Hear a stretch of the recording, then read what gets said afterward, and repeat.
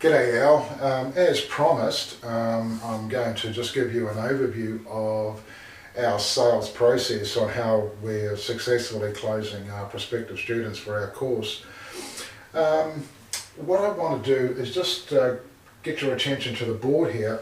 As our prospective students enter a room, it could be our Wynn's office, it could be our classroom, it could be a hotel, it could be anywhere at all, but what I've got set up here are three frameworks up on the board, 1, 2 and 3, and I'm going to elaborate on these frameworks in a couple of minutes, but these are specifically designed to set our prospective students on a path or a railroad track with markers along the way to get them to what I call a committed yes.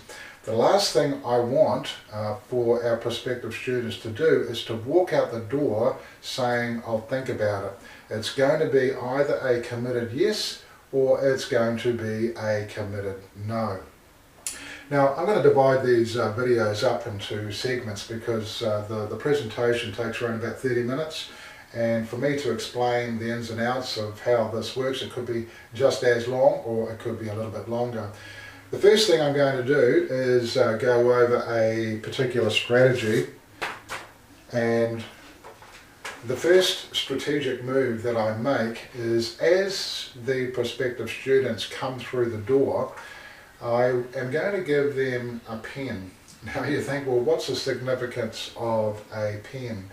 Well, if you ever heard of the term Reciprosity, there's a book by a guy called Robert Cialdini. It's called Influence, the Psychology of Persuasion. And in the book he goes into in depth on the subject of reciprocity. If you give someone a gift, and it doesn't matter how small the gift is, they feel obligated to give you something in return. Now what I'm getting in return for this particular gift is their time and their attention, and that's really the sole objective. The second thing that I do is I give my prospective students a testimonial, something to read, something tangible. It's another little gift, but it's a gift that I want to implant into their mind, an idea, because what we're going to be doing is making a claim. We're going to be making a claim that we are going to improve their life, their circumstances, to get them away from something or get them to move towards something that they want in their life. And I'll just give you a close-up look at the testimonial. This is a testimonial of a young girl called Marina, and hopefully you might be able to read it, but I'll attach this to the email that I'm going to send you.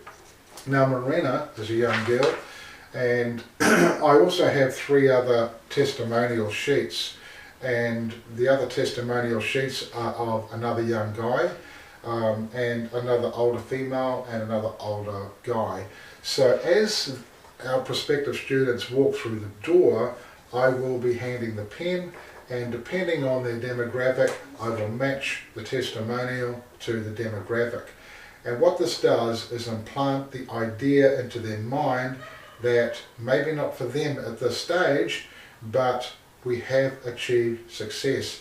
See, every person, every company is out there promote, and they have to provide some kind of proof. Some companies make the claim first and then provide proof. I prefer to provide proof prior to the claim. Okay, so we can talk about these and the kind of success that our already prospective or graduated students have already succeeded.